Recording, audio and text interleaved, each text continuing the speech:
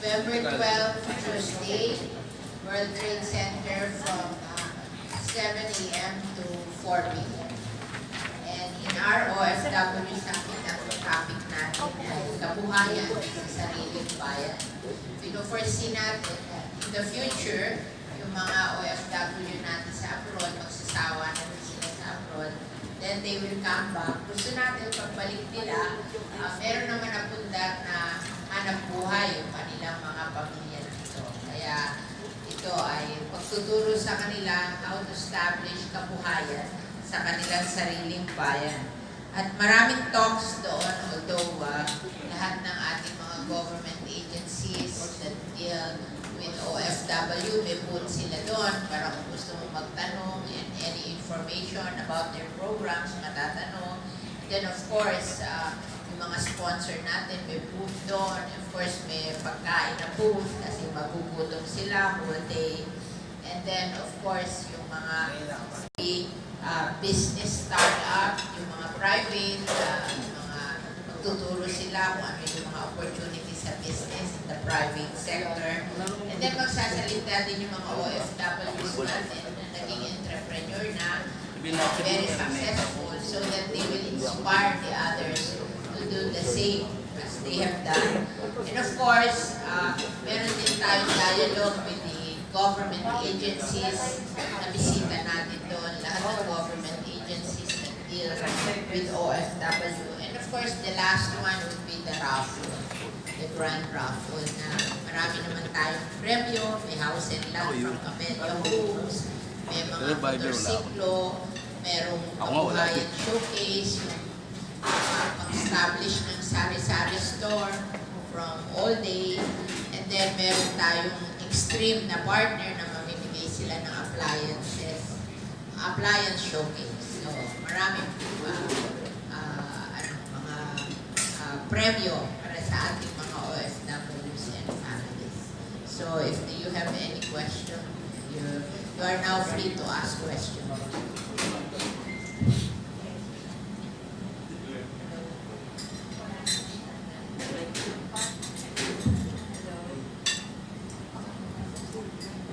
Anyway, sino po yung unang, if you can kindly identify yourself, your name, media establishment, and once you start asking, before you start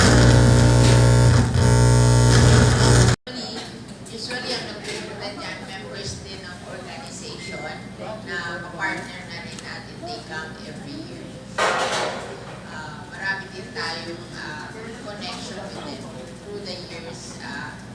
Kilala natin where they are at nag-feedback din sila every time, hindi lang during OFW summit. Marami din nakikinig sa amin from time to time para mag-discuss yung mga problema nila sa abroad at saka yun dito.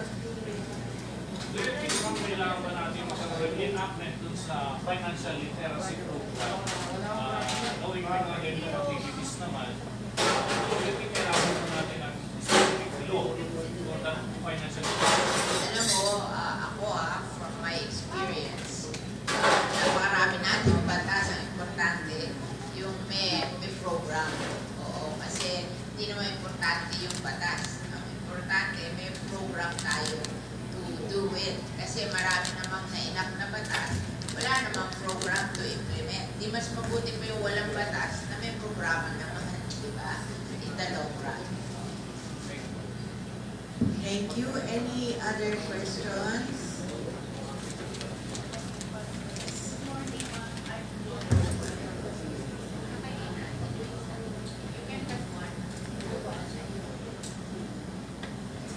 Good morning po. I'm Lonnie from Business Bureau. Ma'am, based po dun sa naging experience namin last year, including the media, sobrang hirap pumasok sa dami ng tao, sa dami ng OFWs na gusto maka-join sa loob during the forum. Hindi po kaya parang bitin yung isang araw, kaya parang kulang siya. Kaya mahirap for those na sasali sa raffle. Pero yung makikinig lang at hindi naman sasali sa raffle, hindi mahirap kasi marami requirements ng raffle.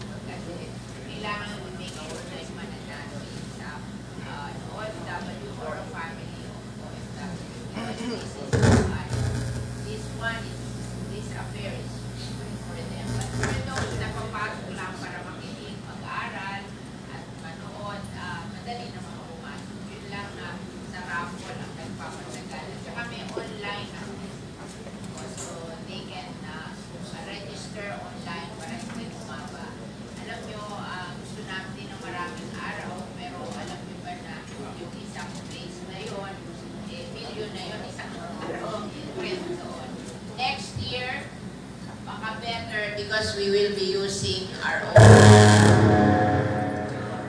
will have our own place in C5. Nag-build kami ng tento bigger than this. So, we will have better, and if we own it, so pwede na tayong 2 araw kung gusto natin. Kasi ayaw natin maubos ang budget natin sa rent. So we also request the help of the media kasi may website.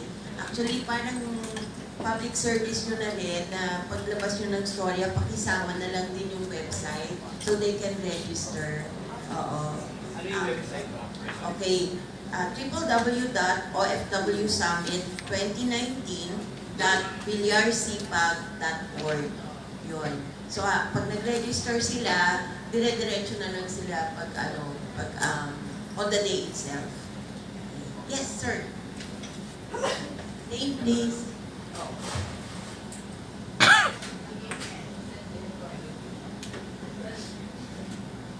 Morning to everyone. I'm Renz Chan from RenzPeaking.com.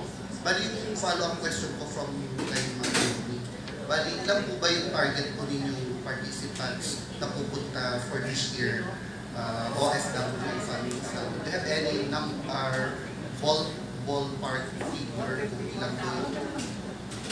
4,000 lang. And ano lang namin, di ba, tita? Yung iba talaga parang pilgrimage to eh. Iba talaga ang lalayo ng pinagmumulan kasi annual to. So, kapisado na nila. Pagpapasok na ang per months, inaabangan na ng OFWs at OFW families itong OFW Summit.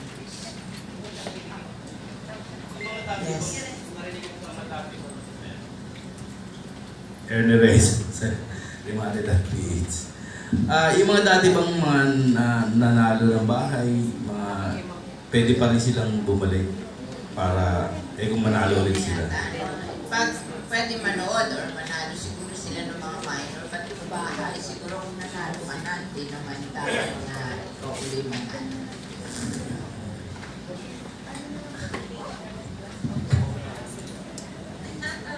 Yes, ma'am.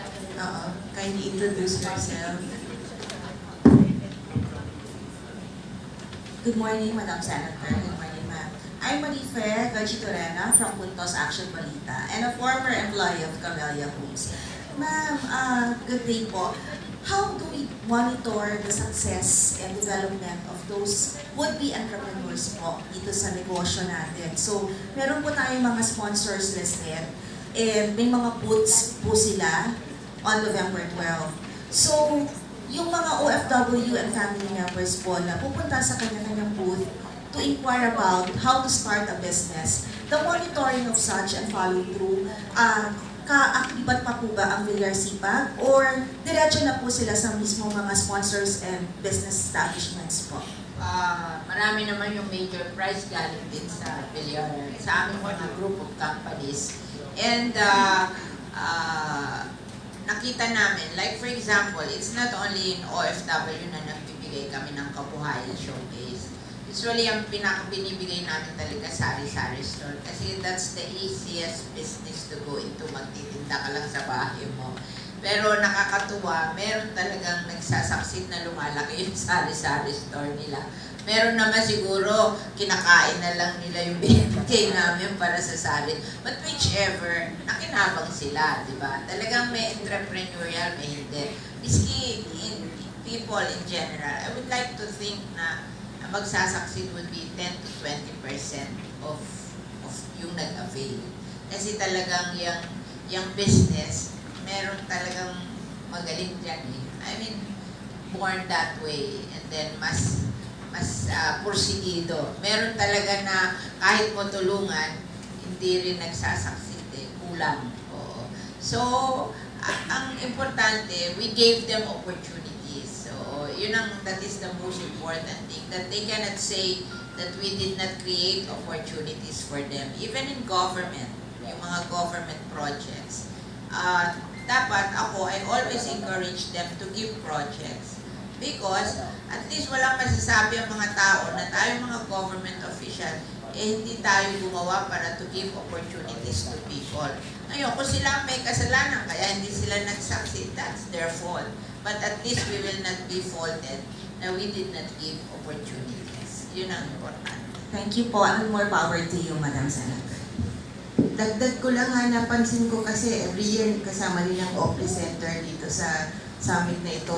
The OFWs, they come with their notebooks. Habang nagle-lecture, nagno-notes yung iba doon. And yung maganda rito is that they are able to approach the speakers pagkatapos. Walang mga harang. So if they want to ask more, nakakalapit sila doon sa mga nagbigay ng talks.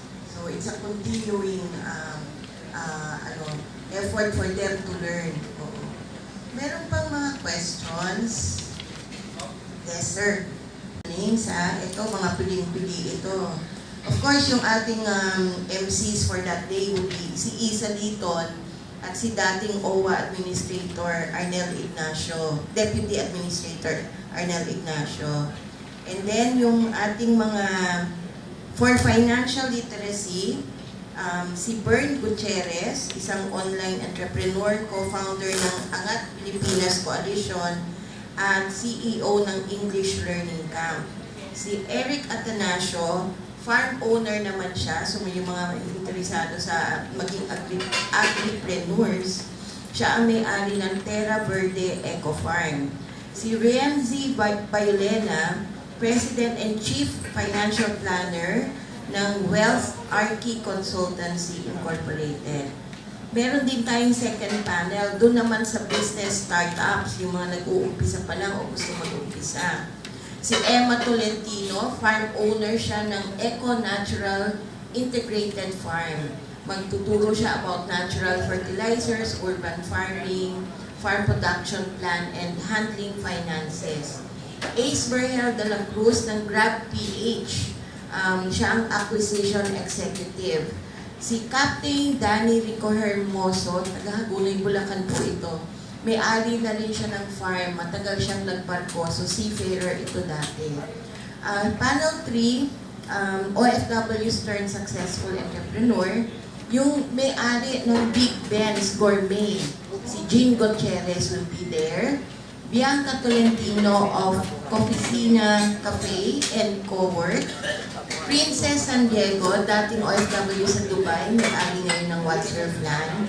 And lastly, dito rin yung napaka-interesting and high-level dialogue with government agencies. Darating si Yusek Sara Ariola ng DFA, si Admin Hans Kakdak ng OWA, darating din ang POEA, si Administrator Bernard Olalia, at ang Executive Director ng NRCO, si Director Roel Martin, and many others. So, yun ang resource persons natin for the 9th OFW Summit. Okay. Kasi may mga concern po yung mga OFW. Kadalasan yung mga nagkakaproblema, ayaw din po nila na makalagad in public. So, ano ito? Yung mga kukonsulta. Ng government. Nandun yung booth ng government. Kung gusto mo individual, pipila ka lang sa booth ng government. You can talk to them directly and ask advice. Pero kung may mga concern ka, sila, nandun lahat eh. Ang sino-sino yung booth ng government, may have a list. Andun ang DFA, DOLE, DOJ para sa mga may gustong kasuhan na human traffickers. Department of Agriculture, yung Agriculture Training Institute, PFAR, Philippine Carabao Center. May booth din ang DTI, ang OWA, yung mga interesado sa OWA rebates, pwede pumunta doon. POEA, yung mga government-to-government placement, pwede magtanong doon. NRCO, DSWD, DOST, pati Pag-ibig, PhilHealth, SSS at TESDA nandoon din. Yung Office Center nandoon din and may social workers kami present para dun sa mga may problema. Invited din ng ibang NGOs katulad ng Ako OFW, AFOWI, Attica, CMA, Filipino Migrant Workers at marami pang iba, including yung PASEI, yung Association ng Recruitment Agencies. Yes. Kagaya mamimigay din kami ng mga recycling of waste for organic fertilizer. So, siguro mamimigay namin ngayon, siguro more than 150. Tapos ang DNR, mamimigay na rin sila ng plastic factory para i-recycle yung waste plastic into school chairs. So marami tayong project ngayon na pamimigay together with government. Paano ma-avail ng isang OFW kung gusto yung internet? Hindi. Pag government kasi, there should be an organization. Halimbawa, barangay, or cooperative, or farmers association. Basta, government cannot give to individuals. It would be a community affair. Oo. So, kailangan na mag-request is mga communities where they belong. Pero pareho din yun, makakatulong din sa kanila. Siyempre, pag gumawa tayo ng organic fertilizer sa community mo, libre na lahat kayo ng fertilizer. It includes seminars, mga training. Yes, pati yung mga water lily weaving, yung mga ganon, lahat. Yung mga yon, yung iba kung maliliit lang bagay, kami na yon, Villar sipag. Minsan lang, kaya tayo nagpapatulong sa gobyerno, mahal. Kasi like for example, one composting machine is 500,000. One decorticating machine for recycling of coconut waste is 600,000. O tapos meron pa tayo yung mga weaving, mura lang yun. Tayo na lang yun. Yung pinamimigay nilang dairy for a town, 10 million yun. Yung cow dairy, yung Carabao dairy, 10 million. Yung Carabao dairy is 15 million. Mas mahal ang cow dairy. Tapos yung mga baka, 10 million yun. Then, what else? Yung mga plastic factory, usually mga 6 million isa.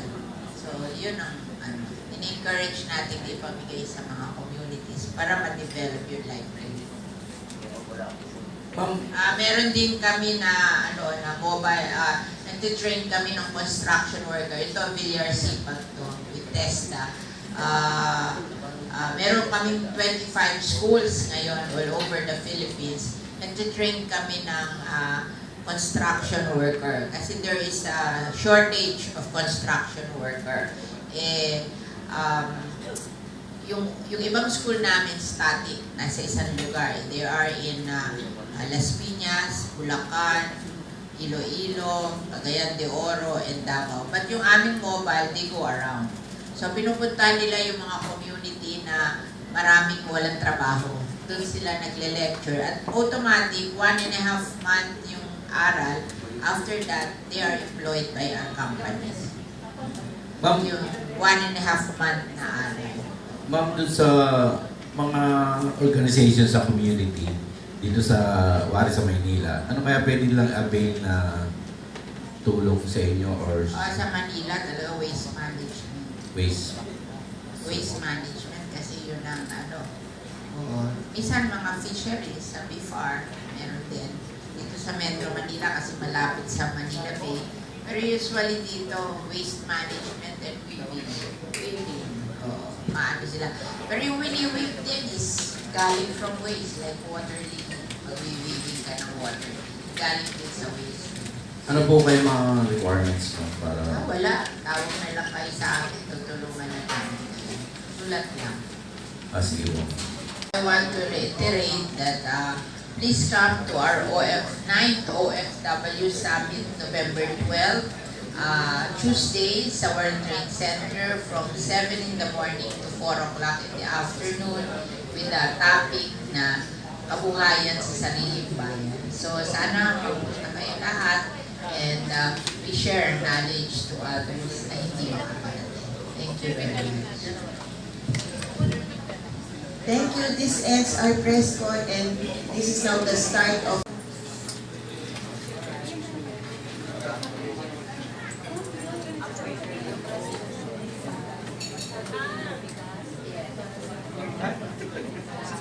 Actually, magpapilot sa parang maybe in the form of price instead of money. Para yung mga mabilhan yung ating mga local farmers. Naturally, they have to learn. So, tayo